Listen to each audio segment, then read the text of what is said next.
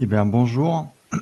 Merci à tous d'être là pour cette deuxième demi-journée de conférence. Je vais vous parler durant cette conférence de politique des mots de passe dans les annuaires LDAP et principalement en fait l'annuaire OpenLDAP et d'outils de gestion. Donc là, on va sortir de l'Active Directory. Alors même si c'est une salle où on parle d'Active Directory, moi, je vais me pencher plutôt sur la partie annuaire LDAP conforme au standard LDAP v3. Et donc, on va parler un peu de logiciels libres également lors de cette conférence. Alors, quelques mots. Donc, je m'appelle Clément Oudot. Je travaille dans une société qui s'appelle Vortex. On est une société de services en logiciels libres et on est également éditeur. Et on travaille sur tout ce qui est l'infrastructure open source, sur la gestion d'identité et sur tout ce qui est travail collaboratif. Donc, on est un des sponsors de Identity Days. Si vous avez des questions, effectivement, vous pouvez vous connecter sur la salle Vortex qui est disponible. Et puis, on peut échanger ou vous pourrez me contacter après pour d'éventuelles questions. Au niveau pro, donc je travaille je suis développeur d'un certain nombre de solutions, toutes liées à la gestion d'identité.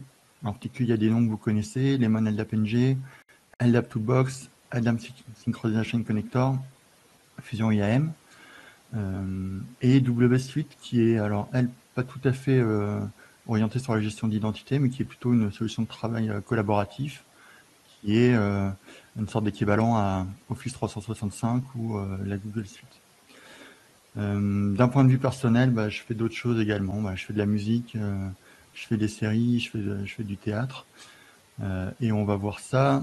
Je voulais commencer cette conférence de manière un peu spéciale. Donc je vais introduire le sujet des mots de passe, qui est le sujet de cette conférence-là, avec une petite chanson. Alors j'espère que ça va pas faire fuir tout le monde. L'idée c'est de changer un peu le format. Pour ceux qui étaient là l'année dernière, j'avais déjà fait une petite chanson. Et donc là, cette année, je fais une nouvelle chanson. Donc ça s'appelle Mot de passe protégé. Et c'est un air que vous allez reconnaître. Alors, j'espère qu'on va bien m'entendre. Pour le moment, on t'entend bien. C'est parti.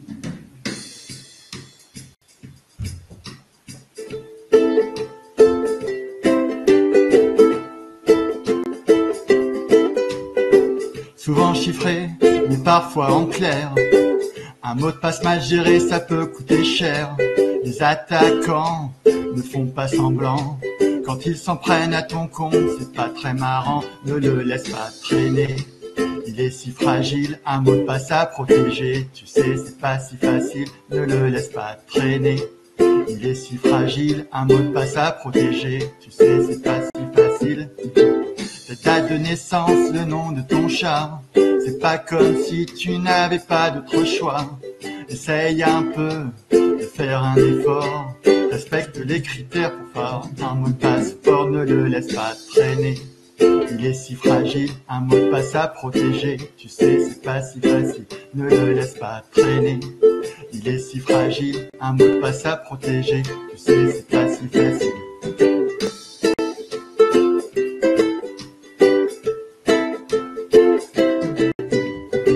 Des majuscules, des chiffres, mais aussi des caractères spéciaux de la table ASCII. Un mot de passe complexe, c'est pas compliqué, mais il faut bien l'apprendre pour ne pas l'oublier. Ne le laisse pas traîner. Il est si fragile, un mot de passe à protéger. Tu sais, c'est pas si facile. Ne le laisse pas traîner. Il est si fragile, un mot de passe à protéger. Tu sais, c'est pas si facile.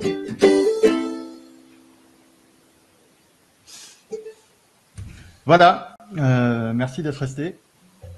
J'espère que ça vous aura plu, que ça vous aura changé un peu de toutes ces petites nouvelles pas très agréables. Et donc je vous propose d'attaquer plus sérieusement le reste de la présentation maintenant.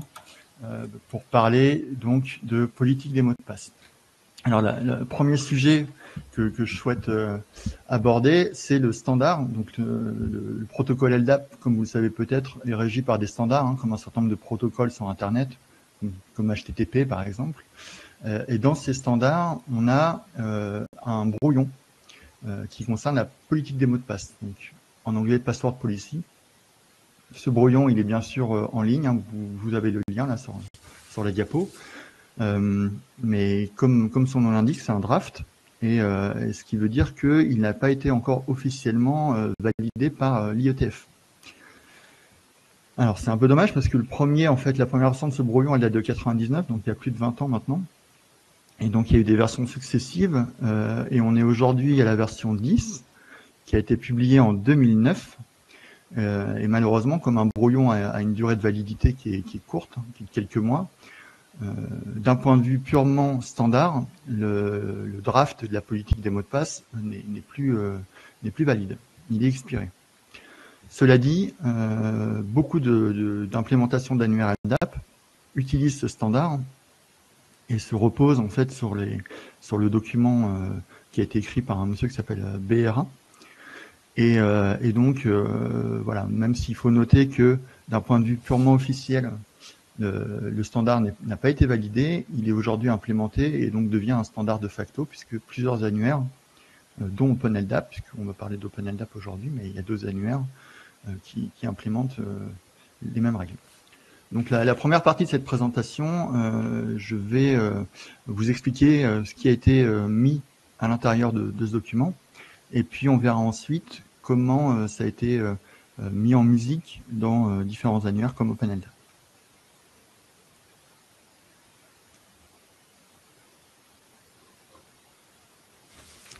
Alors, le contenu du standard. Ce standard est assez riche et donc il porte sur plusieurs éléments. Donc il y a une histoire de contrôle. Donc on va voir comment ça marche. Dans des requêtes LDAP, il y a des petits ajouts qu'on peut faire pour rajouter des contrôles. Donc le standard explique qu'est-ce que c'est que le contrôle de la politique des mots de passe. On parle du schéma dans ce standard. Donc le schéma, c'est ce qui définit les attributs qui vont servir à la politique des mots de passe. On mentionne également les attributs opérationnels qui vont permettre de donner le statut d'un compte. Donc, on va pouvoir définir si un compte est expiré, s'il est bloqué, etc. Donc, tout ça est défini dans le standard. Et puis, ce document nous explique également comment traiter les requêtes. Alors, on va voir qu'il y a deux grandes requêtes qui sont traitées sur la politique des mots de passe. C'est l'authentification, évidemment. On va faire des traitements spéciaux quand quelqu'un s'authentifie pour vérifier que son authentification est valide.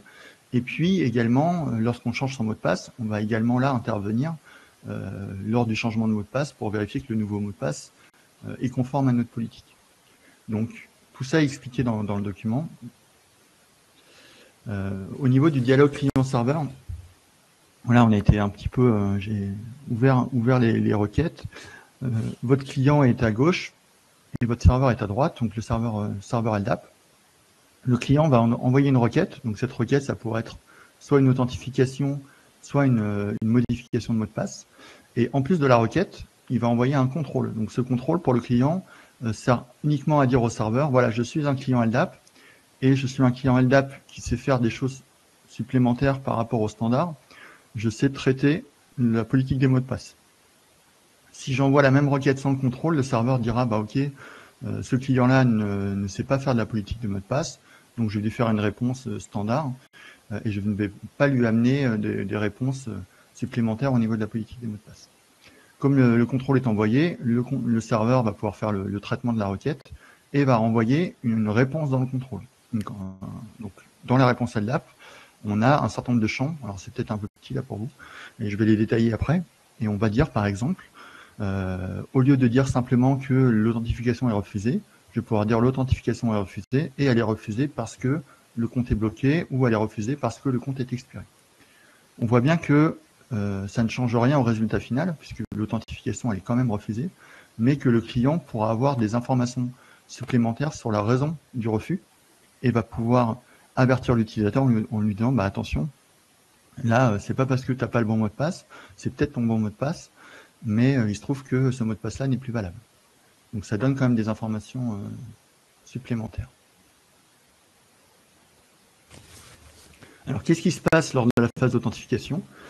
Il y a plusieurs choses qui peuvent se passer. Le premier point, c'est l'expiration. Donc je vais me connecter avec mon login et mon mot de passe.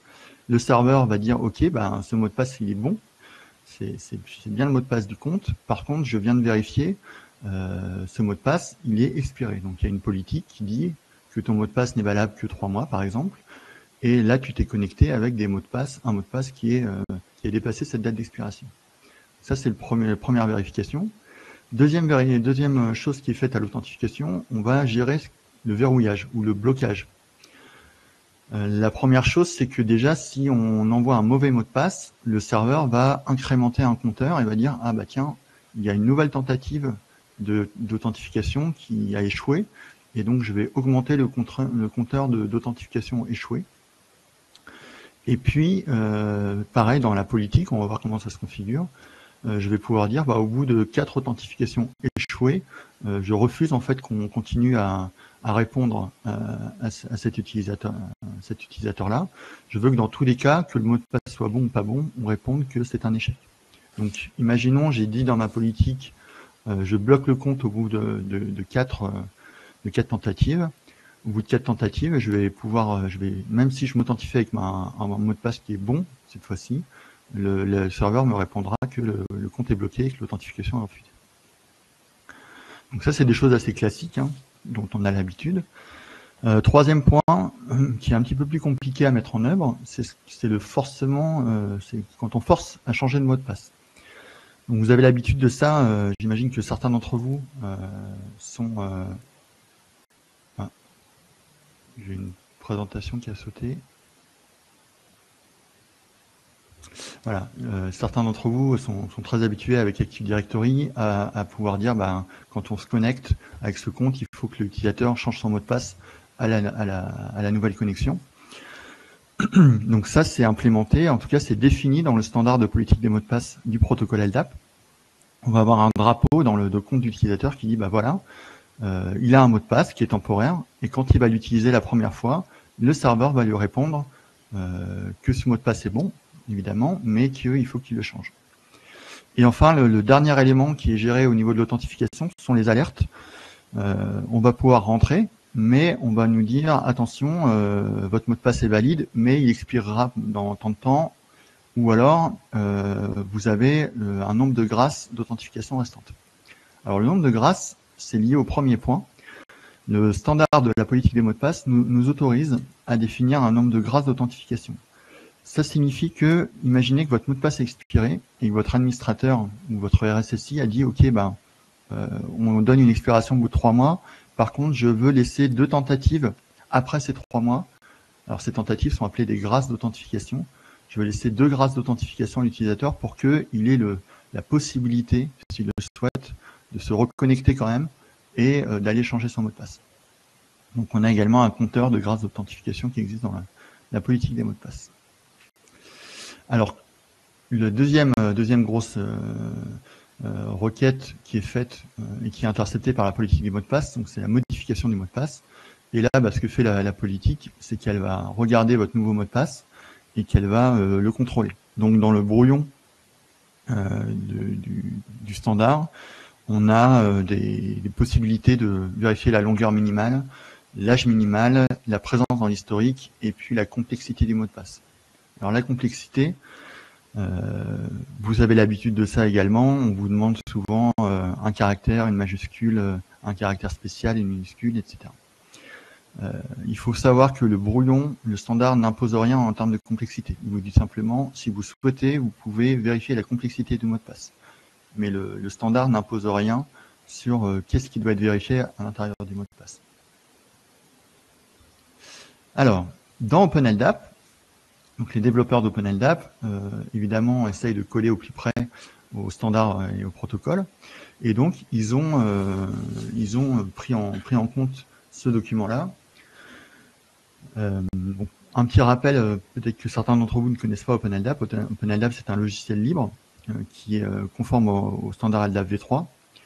donc licence BSD pour ceux qui ont l'habitude des licences open source, et qui est disponible. Alors, moi, je travaille sur un projet qui s'appelle projet LDAP Toolbox. On va en parler juste après, puisque je vais proposer présenter deux autres petits logiciels issus de ce projet-là. Et donc, on fournit dans le projet LDAP Toolbox des paquets OpenLDAP pour les principales distributions Linux. Alors, il faut savoir que OpenLDAP peut également s'installer sur d'autres environnements, notamment Windows. Seulement, c'est pas l'environnement cible privilégié pour ce logiciel-là. On est plutôt sur des serveurs Linux. Qu'est-ce qu'a fait OpenLDAP? Ils ont développé un overlay. Donc, un overlay, dans le jargon d'OpenLDAP, c'est un plugin. Ce qui fait que vous pouvez activer ce plugin-là sur un OpenLDAP. La version actuelle d'OpenLDAP stable, c'est la version 2.4. Elle implémente la version 9 du brouillon. Et la version OpenLDAP 2.5, qui est sortie en bêta il y a quelques jours, mais qui n'est pas encore sortie de manière stable, elle implémentera la version 10 du brouillon. Les principaux changements entre ces deux versions-là sont des ajouts dans les possibilités. Notamment, on va pouvoir configurer la taille maximale du mot de passe. On va pouvoir gérer un délai d'authentification, c'est-à-dire que si vous authentifiez plusieurs fois avec un mauvais mot de passe, on va pouvoir augmenter le délai auquel vous pouvez vous authentifier. On va pouvoir calculer le temps où vous êtes inactif. Et enfin, on va pouvoir donner une période de validité à votre compte. Aujourd'hui, on n'a pas le moyen simplement de dire ce compte-là, il sera valide à partir de telle date et jusqu'à quelle date. Donc dans OpenLDAP 2.5, l'overlay policy évolue et sera conforme à la version 10 du brouillon. Aujourd'hui, si vous utilisez OpenLDAP et l'overlay policy, vous n'aurez les fonctionnalités que de la version 9 du brouillon. Et comme c'est la version stable, c'est les fonctionnalités que je vais vous présenter tout de suite. Alors comment ça se configure un overlay? On ne va pas rentrer dans les détails. L'OpenLDAP se configure comme d'autres produits, comme l'annuaire de Red Hat ou l'annuaire d'Oracle avec des fichiers LDIF. Là, on va déclarer l'overlay password policy. On a quelques petites options. Alors, celle qui est importante, c'est le policy hash clear text. Ça veut dire que quand vous allez envoyer votre mot de passe pour le changer, vous allez l'envoyer en clair. L'annuaire va se charger évidemment de le chiffrer pour le stocker de manière chiffrée dans l'annuaire. Le flag qui s'appelle useLockout est un drapeau de sécurité qui va vous permettre de changer le comportement de l'annuaire. Si vous l'activez, effectivement, il va vous répondre que votre compte est bloqué ou pas. Mais le fait d'indiquer que votre compte est bloqué peut être un indice donné à un attaquant. S'il attaque avec un mot de passe et qu'on lui dit que le compte est bloqué, il pourra savoir que le compte a été bloqué, donc il a trouvé un compte qui était valide. Donc on peut choisir pour des cas extrêmes ou pour des politiques de sécurité très fortes de ne pas avertir l'utilisateur que son compte est bloqué. Ensuite, on va configurer des politiques de mot de passe. Alors il peut y avoir plusieurs politiques différentes. Ces politiques-là, elles sont définies directement dans les données de l'annuaire LDAP. Comme vous créez des groupes et comme vous créez des utilisateurs, vous allez créer des objets password policy qui vont permettre de définir les critères de votre politique de mot de passe. On a également possibilité dans cette politique de faire appel à un module complémentaire. Je vous ai dit tout à l'heure que le standard n'imposait rien en termes de complexité. On peut donc développer son propre module qu'on appelle un password policy checker pour qu'on puisse vérifier la qualité du mot de passe ou la complexité du mot de passe. Plusieurs modules existent. Le projet LDAP Toolbox en fournit un qui s'appelle PPM. Voilà un exemple très rapide d'entrée de password policy. Donc c'est une entrée LDAP. Alors j'imagine que certains d'entre vous ont déjà vu le format LDIF. C'est un format très simple, texte, clé, valeur. Ce qu'on peut voir dedans, c'est les différents critères de votre politique de mot de passe. Alors je vais les lister très rapidement. Le check module, donc c'est le module qui va permettre d'aller vérifier la complexité du mot de passe. Allow user change, ça veut dire qu'on autorise l'utilisateur à changer son mot de passe. Le password must change, c'est qu'on souhaite activer la fonctionnalité de réinitialisation du mot de passe à la prochaine connexion. Le safe modify, c'est un drapeau qui force les applications qui changent de mot de passe à fournir l'ancien mot de passe en même temps que le nouveau. Souvent, on ne force pas ce drapeau-là. Le check quality permet de demander à l'annuaire de vérifier ou pas la complexité du mot de passe, notamment avec ce check module. Le lockout permet de dire est-ce qu'on va activer ou pas le verrouillage du mot de passe. Et si on l'active, eh ben on va pouvoir jouer sur le max failure, le nombre d'authentifications maximum au bout duquel on bloque le compte. Le failure count interval, c'est la durée pendant laquelle on incrémente le compteur. Donc il va falloir ici faire 10 échecs en 30 secondes pour pouvoir bloquer son compte. Et le lockout duration, c'est la durée pendant laquelle le compte est bloqué. Donc là, 600 secondes, on a un blocage qui dure 10 minutes. On peut avoir un blocage qui est limité dans le temps, ou on peut décider qu'une fois que le compte est bloqué, il est bloqué indéfiniment et qu'il faudra une opération manuelle sur l'annuaire pour débloquer le compte.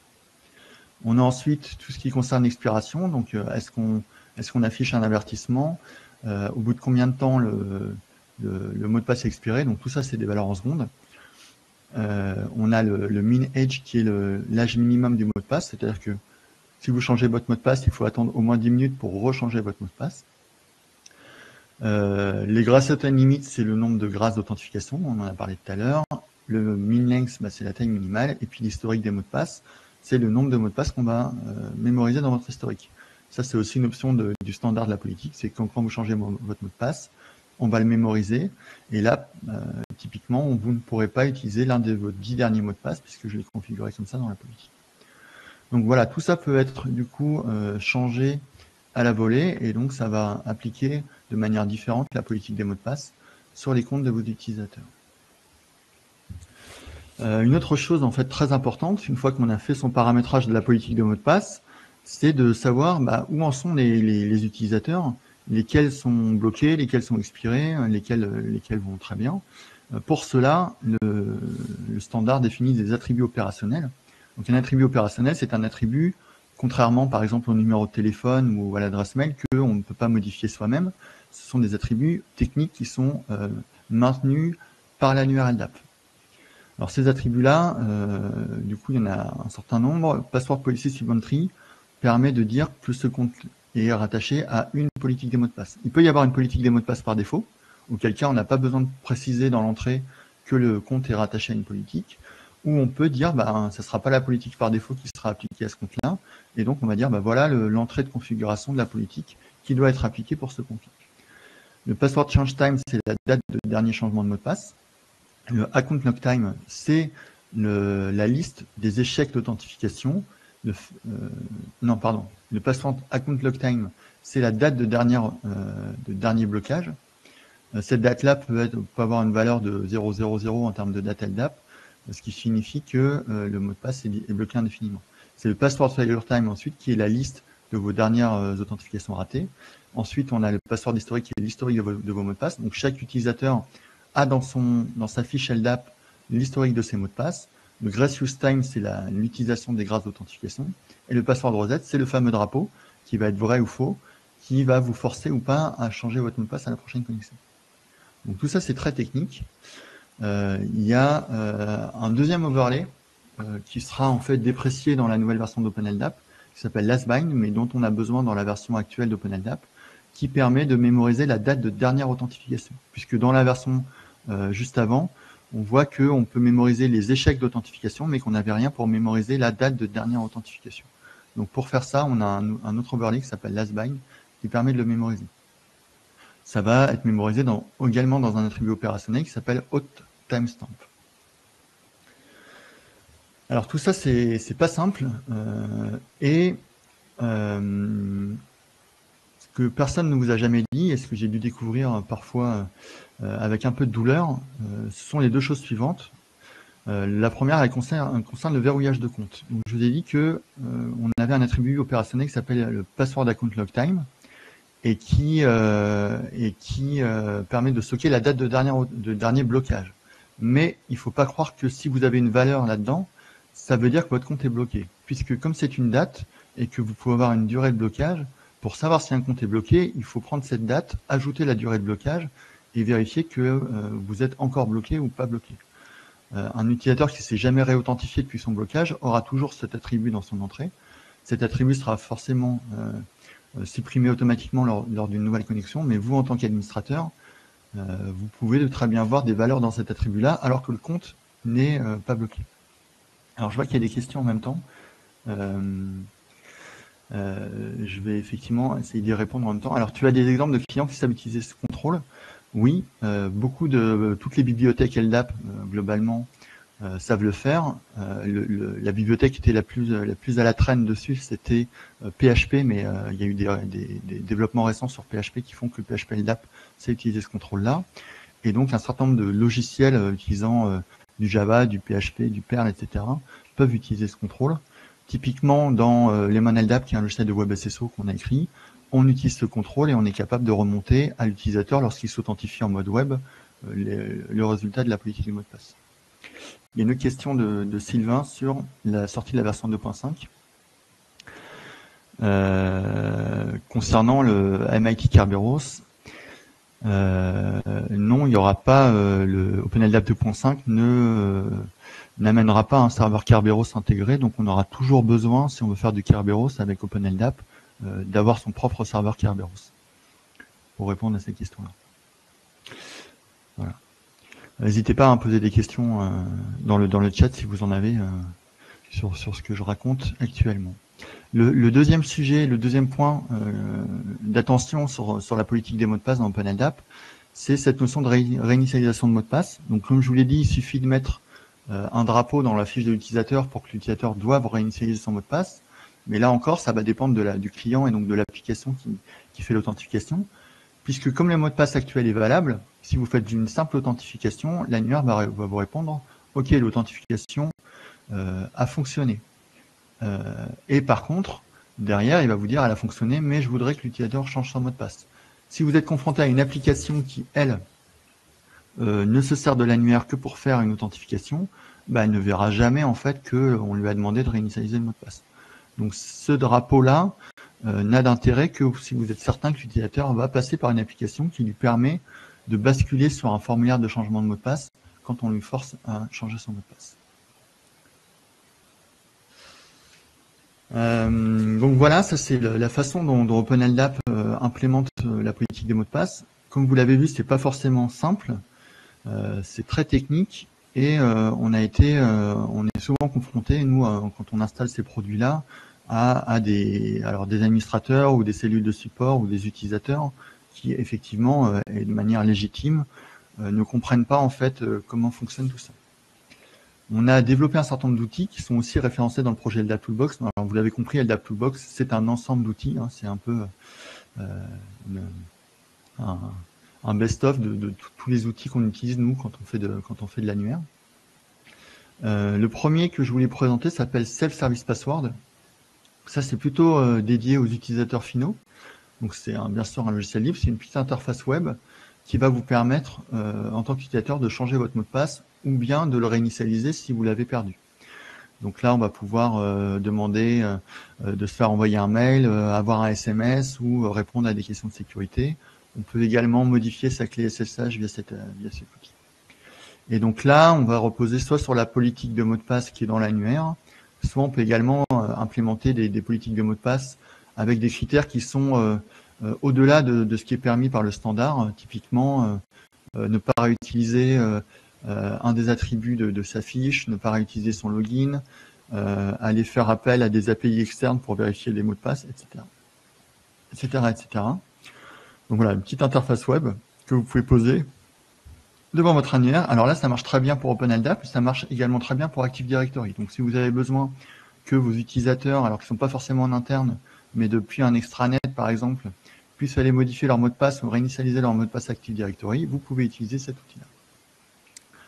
Le deuxième outil que je voulais vous présenter, c'est Service Desk. Donc ça a été créé cette année.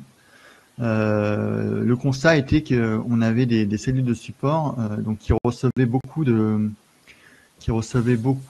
demandes des utilisateurs. Voilà, l'utilisateur les appelle en disant voilà, j'arrive pas à me connecter. Et évidemment, le fait de ne pas réussir à se connecter, on l'a vu tout à l'heure, il peut y avoir plein de raisons pour lesquelles on n'arrive pas à se connecter. Soit j'ai pas le bon mot de passe, soit le compte est expiré, soit le compte est bloqué, etc., etc. Il est extrêmement important qu'un service de support puisse très rapidement diagnostiquer pourquoi le compte de l'utilisateur ne fonctionne pas pour lui. Donc, ce qu'on peut faire, c'est leur donner un accès à l'annuaire LDAP et puis leur dire d'aller regarder chaque attribut et puis de comprendre en fonction des valeurs de l'attribut ce qui se passe. Mais clairement, en fait, c'est pas leur métier. Et ils ont forcément pas tous la connaissance de ce qu'on vient d'expliquer dans la première partie de la présentation. Donc, les équipes de support, elles ont besoin d'un outil qui permette de dire rapidement, en un coup d'œil, est-ce que le compte il est actif, est-ce qu'il est expiré, est-ce qu'il est bloqué, quelles sont les dates de dernier changement de mot de passe, etc., etc. Donc pour ça, on a développé un outil qui s'appelle Service Desk, qui est comme l'autre, hein, qui est une petite interface PHP, qui elle n'est pas dédiée aux utilisateurs finaux, puisque là on va pouvoir faire des choses qui demandent en fait, qui nécessitent des privilèges. Et donc c'est plutôt dédié à des équipes de support, plutôt des supports niveau 1, hein, qui vont recevoir les appels des utilisateurs ou les mails des utilisateurs qui n'arrivent pas à se connecter. Donc, vous voyez peut-être dans la petite miniature qui est sur la diapo, on va avoir une page qui est décomposée en différents panneaux. Donc, il y a un panneau en haut à gauche qui reprend des informations sur l'utilisateur, son nom, son prénom, son mail, etc., pour qu'on puisse bien savoir de quel utilisateur on parle. Le panneau en bas à gauche va lui lister tous les attributs de la politique des mots de passe. Donc c'est les fameux attributs qu'on a vus tout à l'heure, sauf que là, on a pu mettre un label, on a transformé les dates dans des dates en fait qui sont lisibles, qui sont lisibles, qui sont traduites en fait, dans la langue de l'utilisateur. Et donc on va pouvoir savoir quelle est la date de dernier changement de mot de passe, est-ce qu'il y a eu un blocage ou quelles sont les dates de blocage, etc., etc. Tout ça est affiché ici. Et puis sur la droite, vous avez des actions possibles. Donc la première action possible en haut, elle est déjà de pouvoir vérifier le mot de passe d'un utilisateur. C'est-à-dire, imaginons le mot de passe, l'utilisateur vous dire, voilà, j'ai testé tel mot de passe et ça marche pas, vous pouvez tester le mot de passe et ça va essayer d'authentifier l'utilisateur avec ce mot de passe-là. Et ça vous dira effectivement, est-ce que le mot de passe est bon ou est-ce que le mot de passe n'est pas bon. Juste en dessous, vous allez pouvoir réinitialiser le mot de passe. Donc là, l'utilisateur a perdu son mot de passe, vous ne le connaissez pas, là, le support va pouvoir lui-même aller forcer un nouveau mot de passe avec, vous voyez, un petit bouton radio qui va permettre de positionner le drapeau. Est-ce que je réinitialise mon mot de passe à la prochaine connexion ou pas? Et puis, on a la notion de blocage. Donc, on va pouvoir débloquer un compte s'il est bloqué. Et puis, on pourra également bloquer de manière... on va pouvoir bloquer manuellement un compte. Imaginons que quelqu'un vous dit, tiens, j'ai l'impression qu'on a utilisé mon compte. Là, vous pouvez très rapidement dire, je bloque le compte. Comme ça, plus personne ne peut s'authentifier avec, même si le mot de passe est encore valable. Et puis, on a également la notion d'expiration. Donc, on va pouvoir calculer, on va pouvoir vous dire, est-ce que, en fonction de la date de dernier changement de mot de passe et la durée de vie du mot de passe, est-ce que le compte est actuellement expiré ou est-ce qu'il n'est pas expiré? Donc, toutes ces informations-là sont données de manière très synthétique en un seul écran aux utilisateurs. Alors, je vais voir si je peux partager mon écran pour vous donner un exemple de ça.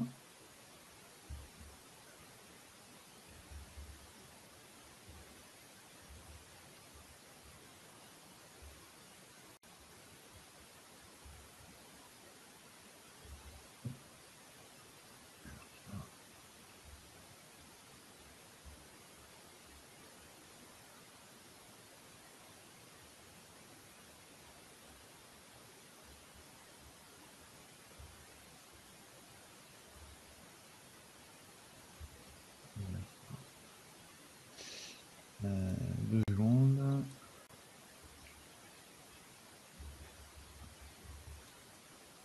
Allez, voilà. Alors, je vais partager mon écran. Tac.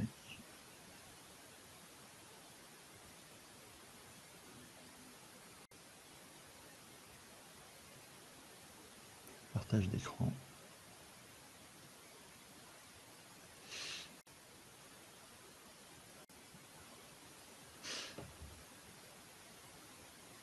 Logiquement,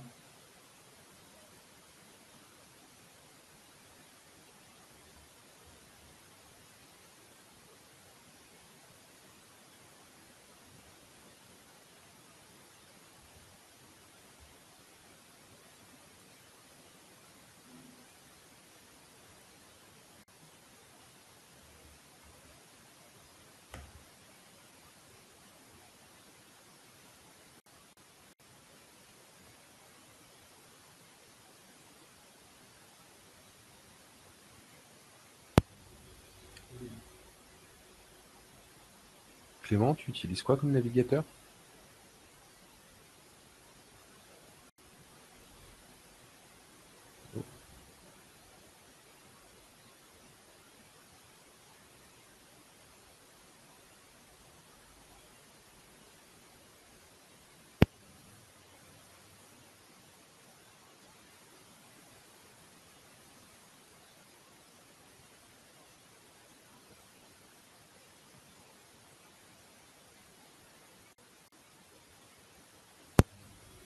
Clément, est-ce que tu m'entends?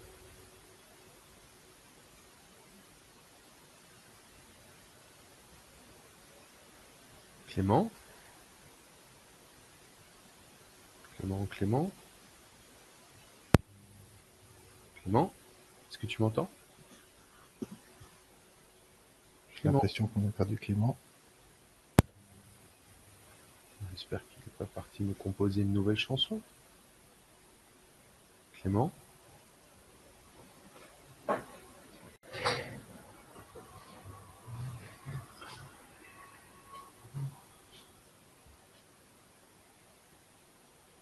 Clément, est-ce que tu nous entends? Clément? Clément?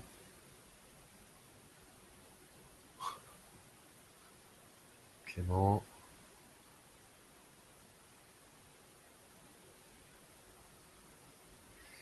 Clément, on voit ton écran, mais on t'entend plus là.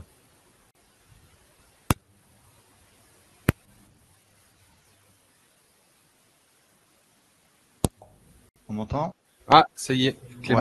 Ouais, pardon, j'ai Firefox, Linux et le partage d'écran, ça a fait un gros plantage. Désolé, j'ai obligé de redémarrer. Voilà. Pas de souci. Ça fait pas de la pub pour le livre, malheureusement, mais voilà, je voulais juste vous montrer du coup à quoi ça ressemblait. Donc là, on peut chercher effectivement des comptes et on va retomber donc sur.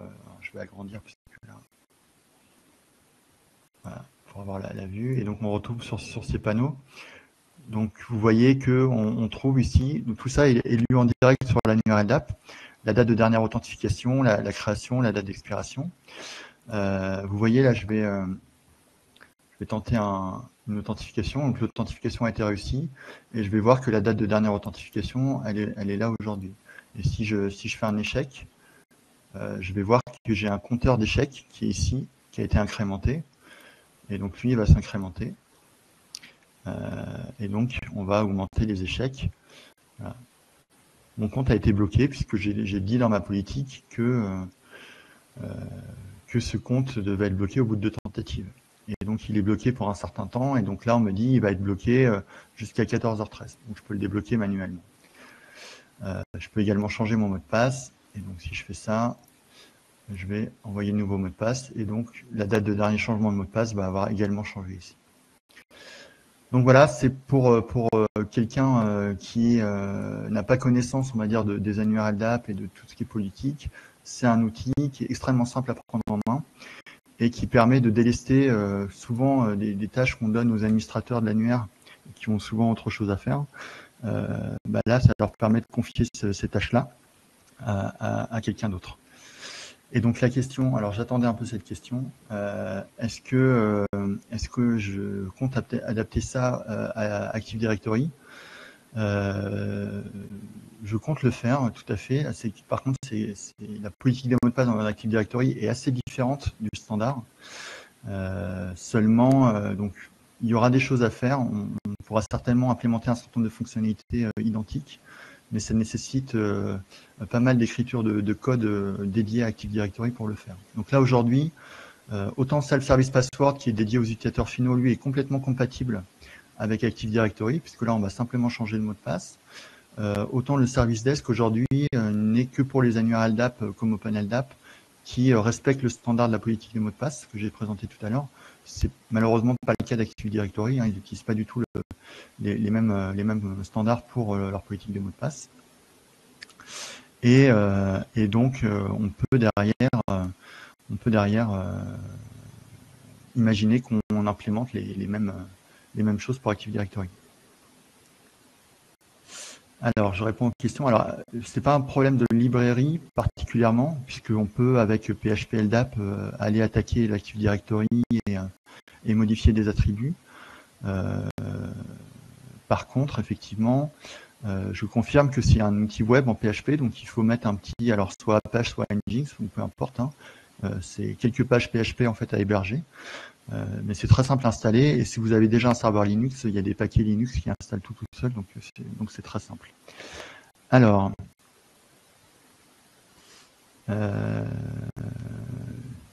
Sylvain, dans SSP. Alors, la question, dans SSP, il n'y a pas de vérification que le mot de passe n'est pas construit en utilisant l'attribut displayName que le fait un AD. C'est peut-être pas encore implémenté. On a pas mal de choses quand même. Il me semble qu'on peut quand même vérifier dans un attribut. En tout cas, on peut vérifier dans des dictionnaires. On peut vérifier dans un. On peut appeler des méthodes. En fait, c'est pas très compliqué ça dans Self-Service Password de vérifier que le mot de passe n'est pas ne comporte pas déjà un attribut, la valeur qui est déjà dans un attribut de l'utilisateur. Donc si c'est pas encore fait, parce que j'ai pas en tête exactement toutes les fonctionnalités, si c'est pas encore fait, je pense que c'est pas très compliqué à faire. Voilà. Alors je vais revenir à la présentation. Ouais, j'avais terminé en gros la présentation. Parfait, Clément, tu es dans les temps. Voilà. Super. Alors, s'il n'y a pas d'autres questions, on a encore 3 minutes, hein, donc on peut attendre un petit peu. En tout cas, merci à toi pour ta présentation et pour ta chanson. C'était vraiment super. Je pense que tu as fait l'unanimité. Et puis, donc, on va poser également les liens au niveau du live chat. Donc, pour la page partenaire, pour le calendrier des conférences, c'est le lien qui va présenter les nouvelles conférences. Alors, je vais dire des choses qui vont peut-être pas te plaire, mais l'appli est optimisée pour Google Chrome, donc j'engage les utilisateurs à plutôt privilégier ce navigateur. Ouais. Bon bah là, du coup, je suis revenu avec Firefox et ça a marché, mais je pense que j'avais trop de trucs ouverts en même temps. Ouais, c'est possible. Mais on nous a confirmé qu'avec Firefox, a priori, ça fonctionnait bien aussi. Ouais. Bon, voilà, c'est pas grave. C'est les petits aléas du direct. C'est ça. Merci en tout cas à ceux qui ont suivi et effectivement, n'hésitez pas Voilà. à aller. On va poser le lien sur l'espace partenaire WordTech pour que tu puisses effectivement répondre à toutes les questions supplémentaires et échanger éventuellement avec les gens qui pourront être intéressés. C'est ça. Et encore merci beaucoup à toute l'organisation de Identity Days et bravo pour avoir réussi à maintenir cet événement en ligne. Bravo. C'est gentil. On fera passer le message. Merci Clément. À bientôt. Au revoir. À bientôt. Bonne journée à toi. Au revoir.